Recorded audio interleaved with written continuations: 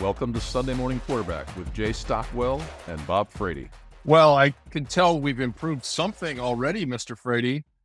What would that be, Jay Stockwell? I got lots of feedback on your lavender shirt in the last pod with Vince Ferragamo. I mean, come on, dude. Like, your lavender?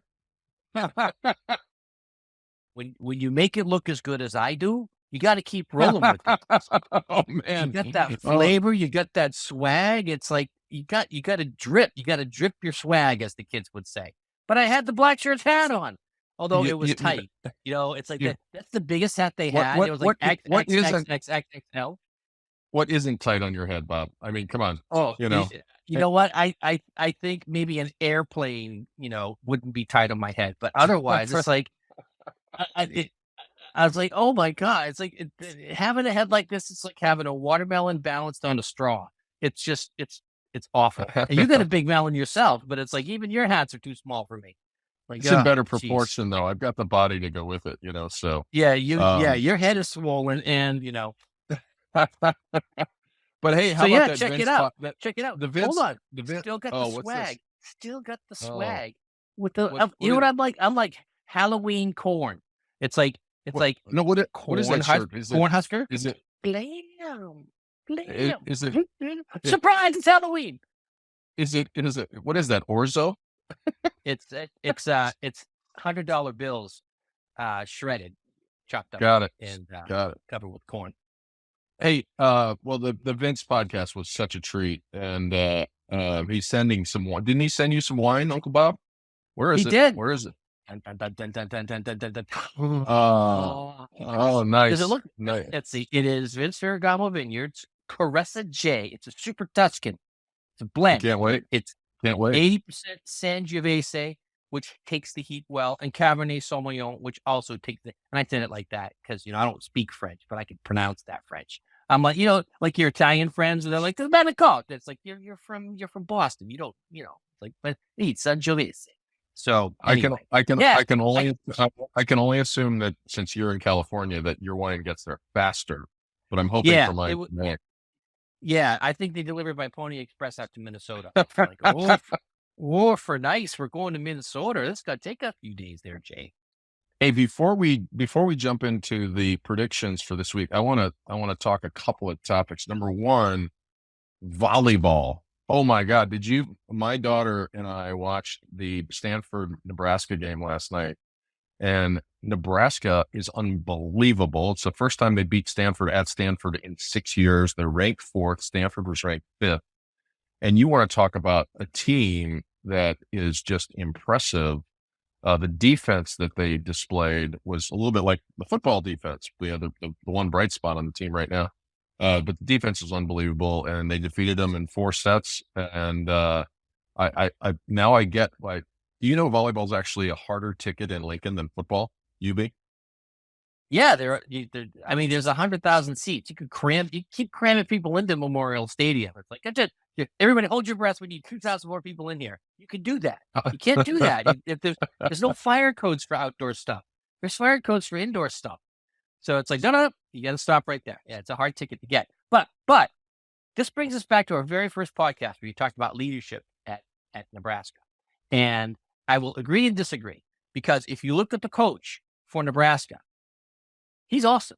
He's a great recruiter, great instructor, great team builder. And so the power of the coach. Are you talking volleyball or volleyball football now? You're talking about volleyball. Oh, yeah, the power of the coach plus the power of the administration that makes it great.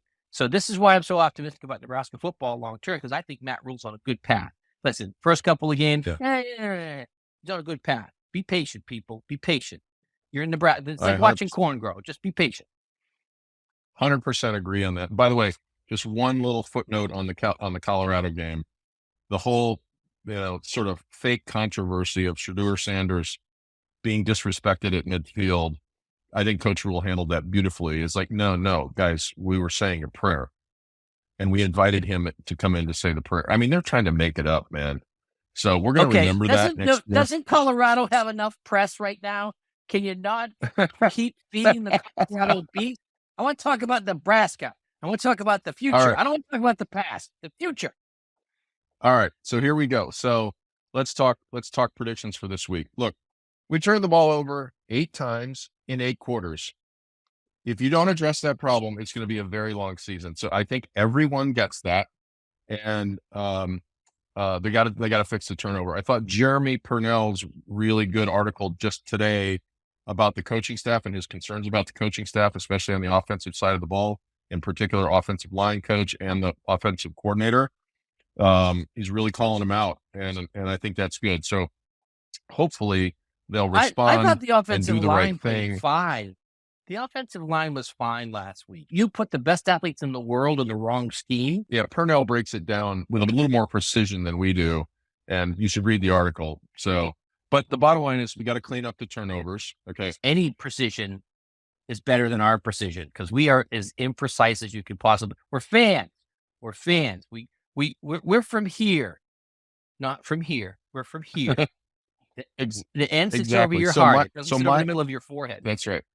So my prediction for the game, we're favored, I think, by 7. What's the line, Bob? 10.5. 10.5. Okay. So I think it's going to be low scoring because I still think we're going to have a little bit of problem on offense, but I think we're going to win this game 21-7 and hopefully not turn the ball over as much and start to turn the page. I think the quarterback's going to be hurt. So I think we're going to get a look at probably at both Chuba and Heinrich. So looking forward to seeing them come in and have their opportunity and play well for a 21-7 victory by the Huskers. Yeah. Quarterback is a problematic place right now. And hopefully they figure it out. You know, you do your best to try to help kids, and sometimes it works and sometimes it doesn't. As Vince said last week, you know, Tom Osborne with a coach, and you had that many turnovers, you'd be riding the pine. I would say that the more interesting bet this week is the over-under, which is 42.5. Like, I would take the under all day. I want to take the under. But part of me wants to take the over because of the offensive explosion from Nebraska. So I would say 28-14 would be the score. I think Thomas Fidone will have another touchdown. It's nice to see him emerge a little bit last week. I think that Malachi Coleman will get if Jeff Sims doesn't play, that all the people who play on the scout team or on the second team will shine this game because that's who the quarterback will lean on. And when you're in doubt as a quarterback, who do you throw to but the tight ends? So I think the tight ends will have a big day. I think the running game will have a big day. Northern Illinois did beat Boston College, but Boston College barely beat Holy Cross, which is a 1AA school. So it'll be interesting to see what happens. I think 28-14 Nebraska. It's going to be a beautiful day, 80 degrees and sunny, although it's a nighttime kickoff. So don't get too tanked up, Nebraska fans. Be positive. Love your team. With your heart, no yelling, no screaming. You're nice people. You're not like those Minnesota jerks. Don't be like them. Be like good Nebraska fans. So I'm going to go one step further on the call it 21-7 Nebraska win. Take the under in a parlay. That's what you should do. What do we don't give out betting. What's the last time you've gambled? What's the last time? The one besides with your career. CES. I went to CES.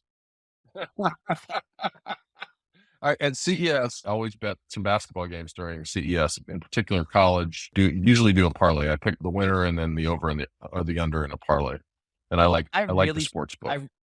I really try not to bet because there's a reason why Las Vegas has such bright lights. It's because of morons like us walking in. They're like, I'm gonna bet this way, and then we lose. So it. Although I did have a score last year. I was in Vegas with my nephew. And he's like, Malcolm Brogdon is going to be 6th man of the year. I love that bet. And it was like 3,500 plus 3,500. And I'm like, And so I didn't do it. And then a month later, I was back in Vegas for something else. It was 2,800. And I'm like, I'll take it. So I put $100 on it and won $2,800. I was like, only time awesome. I've won anything. I won a poker tournament in Vegas once, and that's the 2 times. I've been to Vegas like 50 times, 2 times positive, 48 times negative. All right, we just crossed 10 minutes, so the prediction shows are supposed to be short here. One last thing, recommendations for while you're in Lincoln. I want to give out a shout out to my favorite restaurant in Lincoln right now is Blue Sushi, and a famous Nebraska player has an investment in the restaurant group that owns that. So this is a shout out to our acquaintance, Nadamkan Sue. That is a great restaurant. So Do they do it's right by do the they do courtyard by omakase? Marriott. Right by, Do they do omakase there? I don't know. I had No, but the omakase thing I yesterday. like is they do the hot rock. We cook the Wagyu steak on the hot rock. It's unbelievable. So that's See, my big Wagyu's- recommend Wagyu's- for Lincoln. This I don't get the Wagyu steak. It's like, why do you want a steak that's got butter all around it? It's like, no. Give me the strip steak. Give it good Nebraska beef. Not the Wagyu, Wagyu, whatever it's called. Who needs that stuff? Good Midwestern beef, grass-fed, corn-fed, whatever it's fed. Walking around in circles, getting some good health on. Well, then you should go to Misty's for the prime rib. That's where you're gonna Okay. get the good Nebraska steak. So All all there you right. So go. that's our Where the prediction people show for Northern Illinois. 21-17. Take the under. Go Big Red. are. Go Big Red.